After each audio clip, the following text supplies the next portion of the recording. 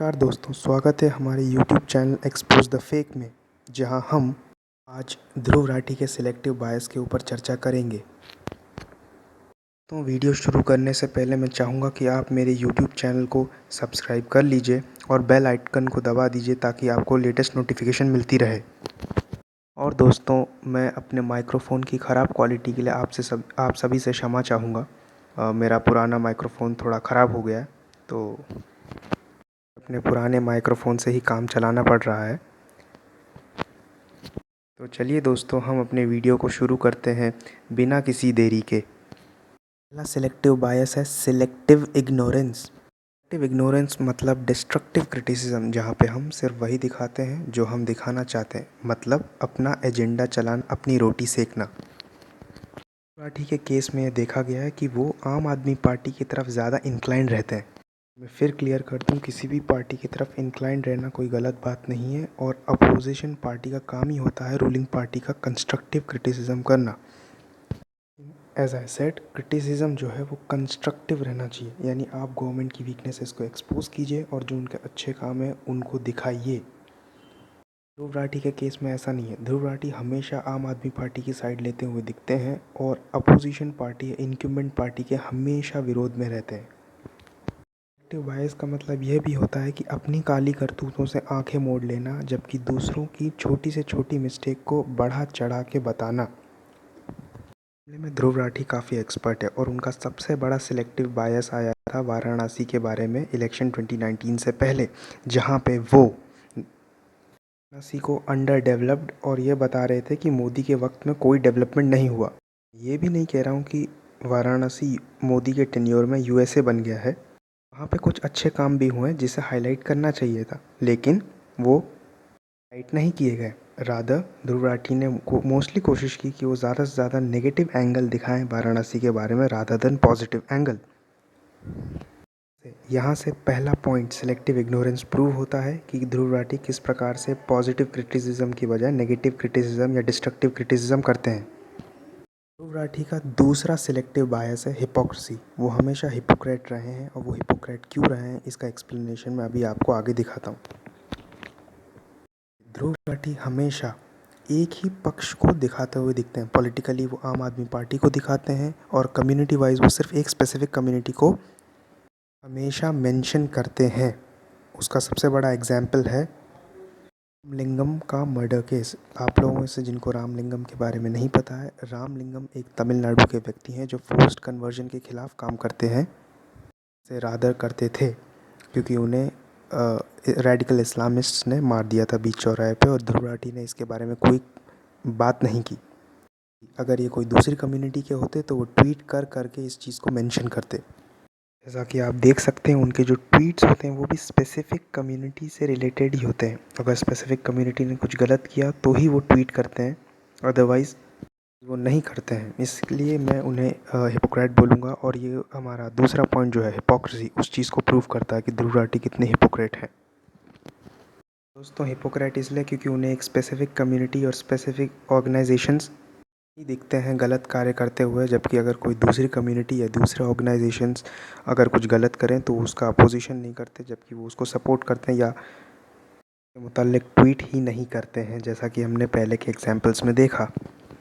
तीसरा सिलेक्टिव बायस है factual error. किस प्रकार से ध्रुव राठी जो है वो हमेशा अपने फैक्ट्स को गलत तरीके से प्रेजेंट करते हैं, और किस प्रकार से वो झूठ को सच दिखाने की कोशिश करते हैं, किस प्रकार से वो गलत गलत फैक्ट्स को प्रेजेंटेबल वे में प्रेजेंट करते हैं ताकि हमें गलत फैक्ट्स जो हैं वो सच लगे। ध्रुव राठी की क्वालिटीज़ की बात करें तो उनकी एक क्वालिटी ये है कि वो उनका प्रेजेंटेशन बहुत अच्छा है। वो गलत चीज़ें बताते हैं लेकिन इतना प्रेजेंटेबल लगता है कि हमें हमें उनकी गलत चीज़ें भी जो हैं वो सही लगती हैं, क्योंकि उनका प्रेजेंटेशन स्किल्स काफ़ी अच्छा है। उनके वो हमेशा टेबल यूज़ करते हैं, ग्राफ यूज़ करते हैं, हालांकि उसका कोई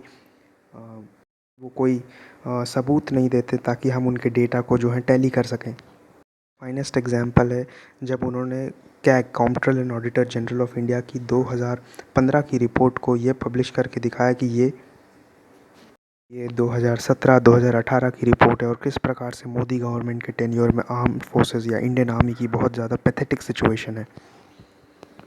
ये चीज़ बिल्कुल गलत थी और 2018-19 की सिचुएशन जो है आर्म फोर्सेस की वो 2012-13 से काफ़ी अच्छी थी, लेकिन ध्रुव राठी ने इसको कभी बताया नहीं अपने चैनल पे और ट्वीट जो है बाद में डिलीट भी कर लिया जब उनका क्रिटिसिज्म होने लगा कि आपने गलत फैक्ट्स को प्रेजेंट किया है। दोस्तों, ध्रुव राठी का अगला सिलेक्टिव बायस है नो टॉलरेंस। वो कभी भी अपना क्रिटिसिज्म बर्दाश्त नहीं करते। जब भी उन्हें किसी ने क्रिटिसाइज़ करने की कोशिश करी है, उन्होंने या तो उस व्यक्ति को ब्लॉक किया है या तो उसको अंधभक्त बता के उसको इग्नोर करने की कोशिश की है, या अगर किसी यूट्यूब चैनल ने उनको क्रिटिसाइज़ किया है तो उन पे अटैक किया है, उन पे स्ट्राइक्स लगाने की कोशिश की, यूट्यूब स्ट्राइक्स डाली है। ये बताता है कि वो काफ़ी इंटॉलरेंट है, जबकि वो दूसरों को अंधभक्त बोलते हैं, दूसरों को इंटॉलरेंट बोलते हैं। यहाँ से उनकी एक और सिलेक्टिव बायस इंटॉलरेंस को एक्सपोज करते हैं, डीबंक करते हैं, क्योंकि वो खुद काफ़ी इंटॉलरेंट हैं और उनकी हिपोक्रेसी ये है कि वो दूसरों को अंधभक्त और ज़ॉम्बी कहते हैं। सो आई थिंक ये इंटॉलरेंस और हिपोक्रेसी का बहुत ही अजीब मिक्सचर है, जहाँ पे जिसके बीच में ध्रुव राठी समाये हुए हैं और उन्हें इस चीज़ से बाहर आना चाहिए और रादर टॉलरेंट होना चाहिए। और सिलेक्टिव बायस है इनकम्प्लीट एनालिसिस। वो कभी भी एनालिसिस को इनकम्प्लीट रखते हैं, या मैं बोलूँ उनको अपने फैक्ट्स को काफ़ी मैनिपुलेटिव रखते हैं, ताकि वो जो अपना एजेंडा है वो चला सकें, फुलफ़िल कर सकें लोगों के सामने। इसका फाइनेस्ट एग्जांपल है कर्नाटका, जहाँ पे बीजेपी की गवर्नमेंट बनी और तब उन्होंने बोला कि गवर्नर ने जो है गलत डिसीजन दिया है बीजेपी को सत्ता में लाकर, जबकि गवर्नर जो है वो एम्पावर्ड होते हैं अपने डिस्क्रिशन के हिसाब से काम करने में। और उन्होंने जो है बीजेपी को इसलिए मेजॉरिटी प्रूव करने के लिए बुलाया कि कांग्रेस के पास कोई स्पेसिफिक मेजॉरिटी नहीं थी, एचडी देवगौड़ा के पास कोई स्पेसिफिक मेजॉरिटी नहीं थी, इसलिए उन्होंने बीजेपी को इन्वाइट किया। लेकिन ध्रुव राठी ने इसको भी गलत तरीके से प्रेजेंट किया ताकि वो अपना एजेंडा, अपना बायस जो है दिखा सकें। अगला सिलेक्टिव बायस है नॉट रिलायबल। ध्रुव राठी जो है वो बिल्कुल भी रिलायबल नहीं है, क्योंकि वो अपने फैक्ट्स को काफ़ी डिस्टॉर्टेड पेश करते हैं। उसका फाइनेस्ट एग्जांपल मैं आपको बताता हूँ।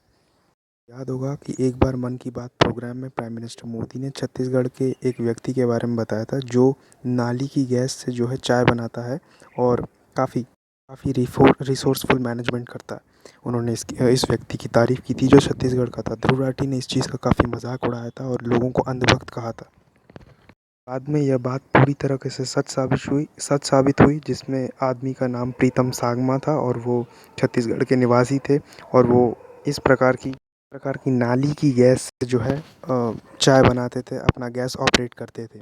तो ध्रुव राठी ने अपने फ़ायदे के लिए इस चीज़ को भी मैनिपुलेट किया और इस चीज़ से मैं यह कह सकता हूँ कि वो बिल्कुल भी रिलायबल नहीं है।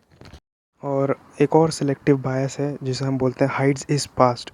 देखिए, ध्रुव राठी जो है हमेशा से अपना जो पास्ट है, अपना जो इतिहास है वो छुपाते हुए आए हैं। उन्होंने ये कभी नहीं बताया कि वो एक आम आदमी पार्टी के कार्यकर्ता रहे। देखिए, मैं आपको फिर कहता हूँ, कोई किसी भी पार्टी को बिलोंग कर सकता है, कोई भी आइडियोलॉजी रख सकता है। भारत लोकतंत्र है, जिसको जो करना है वो करने के लिए आज़ाद है। लेकिन मैंने फिर कहा है कि क्रिटिसिज्म कंस्ट्रक्टिव होना चाहिए रादर देन डिस्ट्रक्टिव। और ध्रुव राठी हमेशा हमेशा जो है डिस्ट्रक्टिव क्रिटिसिज्म करते हैं और ये उनके पास्ट को रिफ्लेक्ट करता है, क्योंकि वो हार्डकोर आम आदमी पार्टी सपोर्टर है। हमेशा आम आदमी पार्टी की स्कीम्स को चढ़ के सपोर्ट करते हैं। फॉर एग्जांपल ऑडी 1 या आम आदमी पार्टी ने कोई भी स्कीम निकाली तो उसका पुरजोर समर्थन करेंगे, जबकि गवर्नमेंट का हमेशा विरोध करते हैं वो। फिर से कहूँ कि गवर्नमेंट का क्रिटिसिज्म करना बहुत अच्छी बात है, लेकिन वही चीज़ कंस्ट्रक्टिव होनी चाहिए। अगर आप उसमें भी सिलेक्टिव बायस रखेंगे तो चीज़ जो है वो बायस लगने लगती है और ध्रुव राठी के केस में यही हुआ है।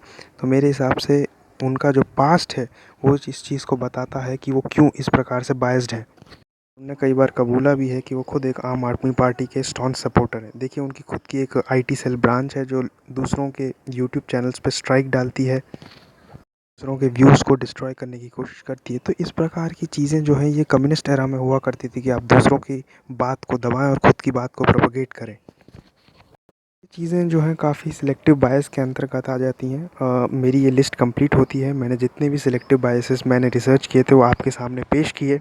मुझे लगता है आपको मेरा वीडियो काफ़ी पसंद आया होगा। अगर आपको नहीं भी पसंद आया तो मुझे इससे कोई आपत्ति नहीं है। आप अपना कंस्ट्रक्टिव क्रिटिसिज्म कमेंट सेक्शंस में कर सकते हैं, जो भी मेरी कमियाँ बता सकते हैं।